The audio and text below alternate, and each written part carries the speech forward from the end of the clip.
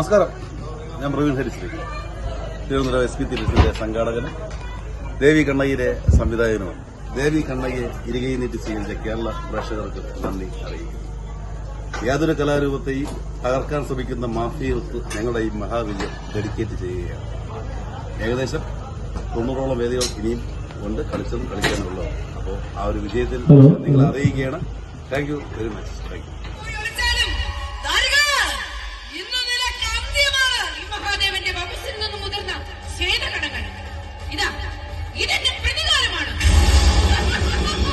ഭദ്രകാളിയുടെ പാദസ്പർശനമാണ്